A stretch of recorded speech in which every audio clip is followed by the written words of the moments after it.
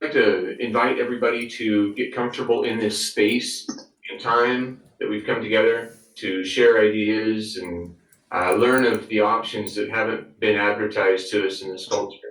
So if I can invite everybody to just shift your breath, breathing in through your nose, filling your lower diaphragm into your chest and releasing effortlessly.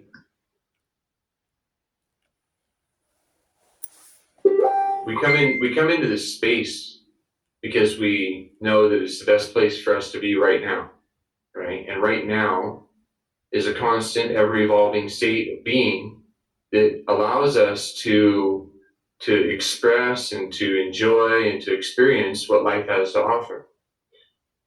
One of the things I've recognized, and I teach here at Free Will Ministry at the Apocalyptic Ashram Hawks Haven, and now working with Dragonfly Clan, is that localized food production is building a local economy. And that local economy is based off of actual desired tangible items focused on human well-being being the primary factor. Because when we're enjoying diets of living food and they're being produced locally, we have the ability of really thriving. And when we focus on the healthy humanity, the healthy economy becomes a side effect because we're growing, literally, the economy right where we're at. There's a lot of ways that we can turn urban landscapes that are primarily grass and rocks and concrete into living spaces that can produce our food. They provide shade for the ground. It increases the biodiversity of the landscapes and it reduces the effect of pests that typically are found with agriculture or a more typical garden space. And so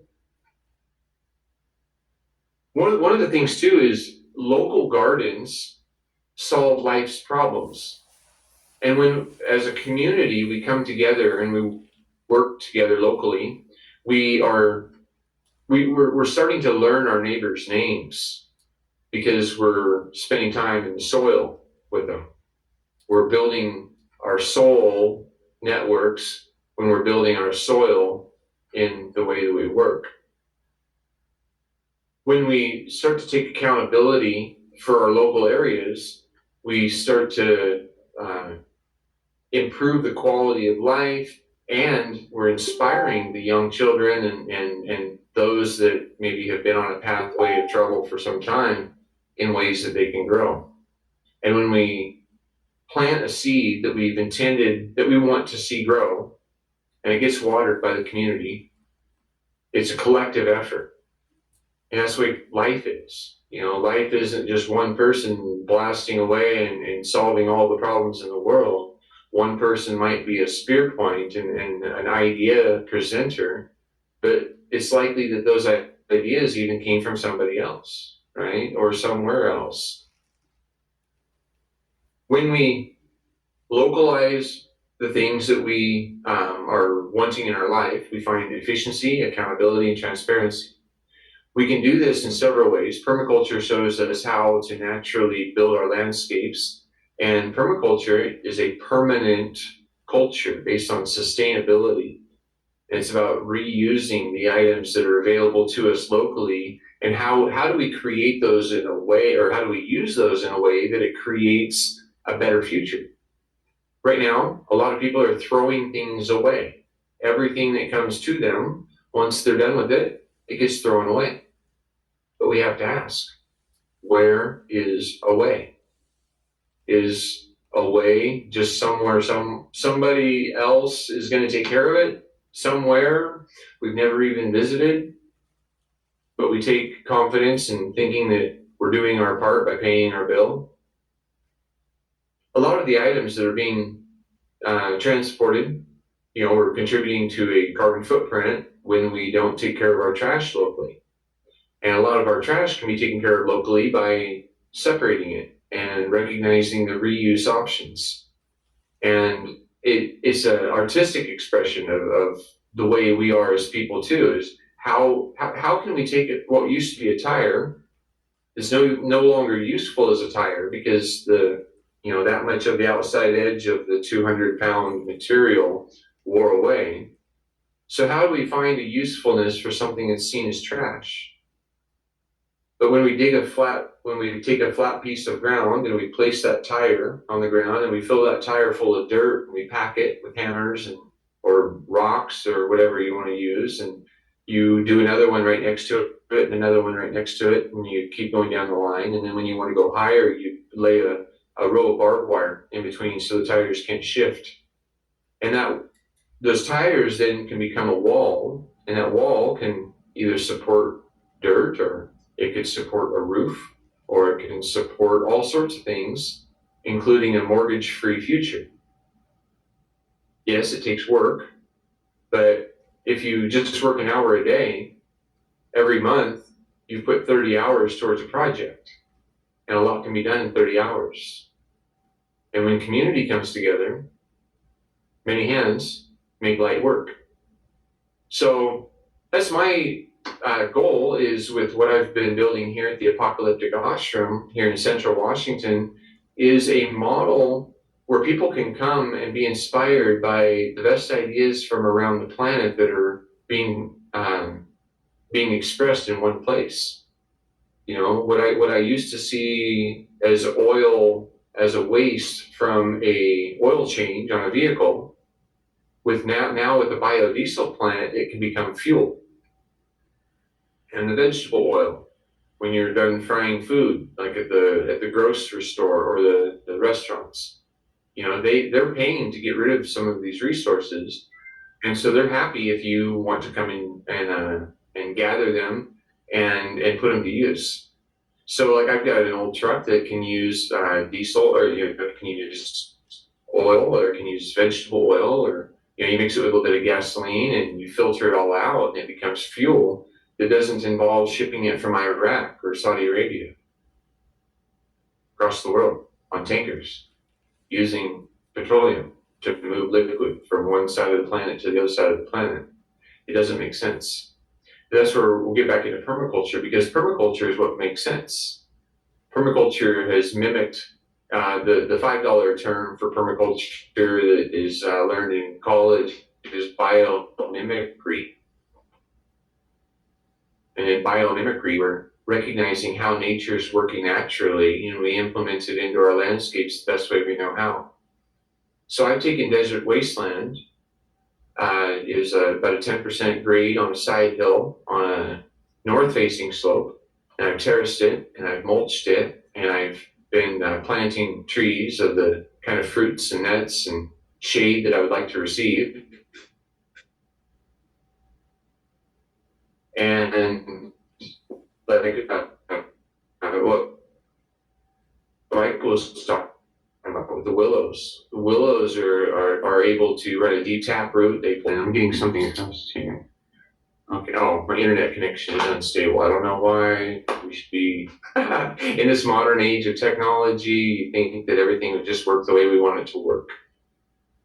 But what we've been supporting for a long time has been towards greed rather than needs. And what we need is we need to come together as a society and as a world and as people recognizing each other as brother and sister. And in permaculture, we recognize how many hands make light work. And when a tribe or a village comes together, amazing things can happen. And where once land was only producing sagebrush and bunch grass, it can now produce the foods that are desirable on your plate. It's a little bit of human intention. Our intentions and our actions manifest growth, oneness, and a divine accordance with others when we're conscious, when we're aware of that right now moment, how we want to be and how we want to act and how we want to be expressed into the world. What's the world we want to build? We can focus on the problems and be like the woke, or we can recognize the solutions and empower those and be as the awakened. So I ask you, while you sit there, are you doing what you know to do, or do you even care? We have tremendous energy being spent towards entertainment and distractions.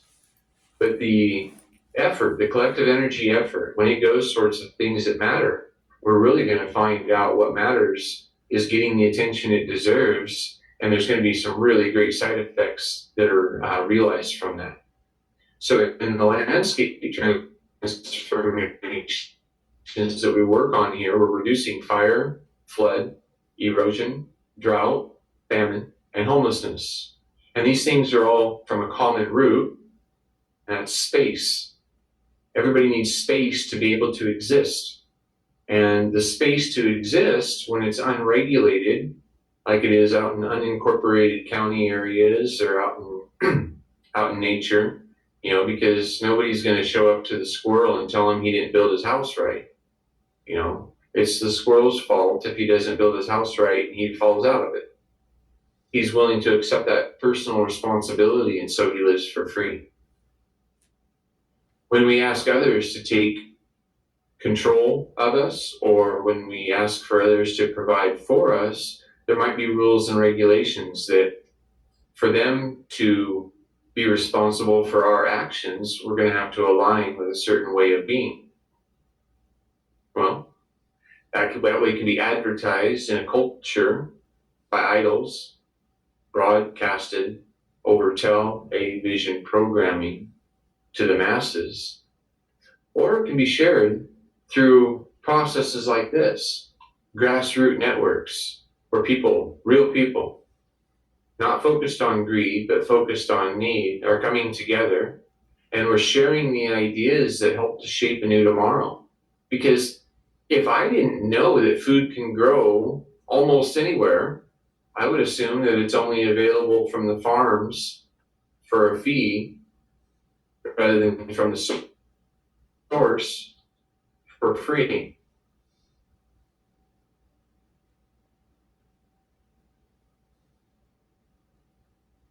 Let me see here. Let me make sure I'm hitting my points too. When we're growing our food naturally, we're eating a healthy, life-giving food. It's not a decaying, dead object. It's life. Minutes ago, or hours, or a day, it was growing. Or, just a day before, maybe it was growing when it's a localized food. Whereas when we are gathering our food from the grocery store, it's likely 1,000 miles away. It's food that has traveled and ripened in root rather than at the root. When we transform our landscapes and we transform our lives, we recognize these side effects. Side effects don't always have to be bad things, just like karma. Sometimes people say karma is a difficult thing, right? But if your actions have been conscious and if your actions have been aligned with how you would want to be treated with others, you're going to enjoy your karma. And when we shape our landscapes so that they promote an abundance that we don't have to work for nearly as hard, we're going to have more time to spend with our children and our grandchildren. We can give them the mentors that they deserve rather than the television programs that are not serving anyone very well. When permaculture is implemented a little bit in a lot of places, we really start a revolution. We recognize, because when your neighbor is not having to mow his lawn every week and throw away the crop that he's been watering and giving his energy to, and instead you're able to eat from it, and you're able to eat healthy, abundant food that was growing locally. There's just a shift in how things are happening. And with our economy being the way it is, it seems that our focus has been on a healthy economy rather than a healthy humanity. And with a healthy economy, it's benefited a few people, but at the expense of the many. Whereas a healthy humanity benefits the many, and there's not really an expense by anything. So we don't have to be stealing from other people. We don't have to support the middlemen that are here to manage the problems. what we do is we support the revolutionaries that are supporting the solutions and showing a pathway into a better new tomorrow and another way. And so my ministry is basically twofold. It's human well-being, because we're the only real problem on the planet is our stress and struggle that we hold in trying to maintain the expectations that will support a healthy economy. But when we start stepping into a new way of doing things, it's a cascading effect. There's so many things that are affected by a singular root, and that root is control. If we recognize free will as our religious or political standing in how we involve ourselves with others, we recognize self-ownership, a non-aggression principle, because we don't want to be pushing our will on others. And in that process, only the best things are being supported. Because if you're voluntarily only supporting what you want to see done and what you want to see accomplished, and it coincides with the dreams and wishes and expectations of other people, those things will receive our energy. So it's not that there's people in our world that are manipulating things towards a maliciousness. It's that so many people are supporting it voluntarily right now with their energy. And when their energy is compounded with everybody else's energy around them by this perception of normal, then that's what we create. And as a pendulum swings one way into control, we're going to recognize that at some point in time, the control becomes too oppressive. It becomes too much of a burden to support the controllers.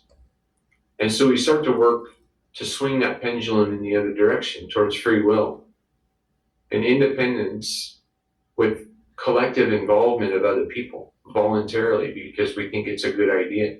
And we build that another way by just shifting our energy. If we give our energy to the problems, we get bigger problems. When we shift our energy to the solutions, we get better solutions. I would like to open this up now for any questions. I think we've got about 5 or 10 minutes. I'm hoping that Jim has showed up and we can hear what he's got to say. Is there anybody that has a question?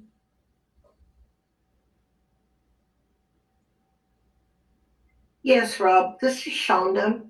Am I to understand correctly that you're doing a very unique hospice work in your community? Can you talk about that, please?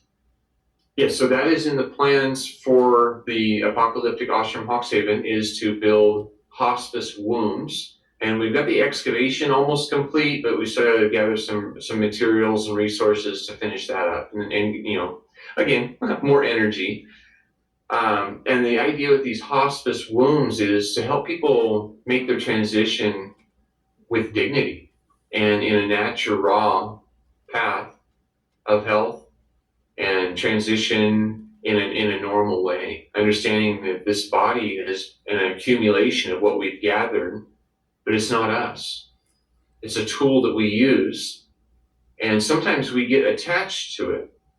And so people have a difficulty letting it go because they're attached to it. This is who they are, right? Whereas I know that this vessel, this temple, is called Rob Leaning, and I've nicknamed it the Mad Monk. But when we can recognize the normal ebb and flow of life, like breathing in is life and letting go is death. It's letting go of what no longer serves us.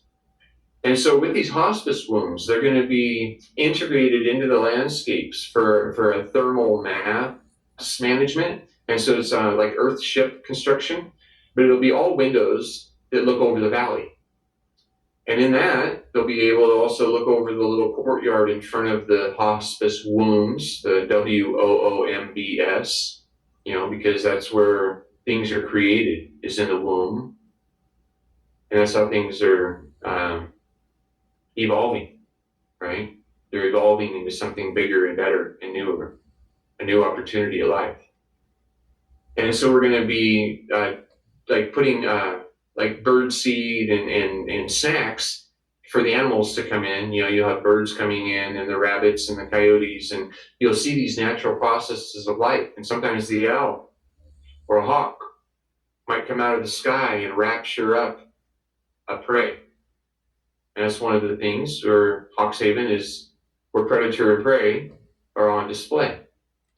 But with recognizing that the animals come and the animals go, and if the person's in hospice for a few weeks, they're going to recognize that people come and go because there'll be groups of people that come through for tours and different events. And so it'll become a busy place for a certain amount of time, right? And then everybody will go away again. And then everybody shows up and then everybody goes away. And it's to help them recognize the ebb and flow of life and these natural processes that we've been kind of detached from for some time.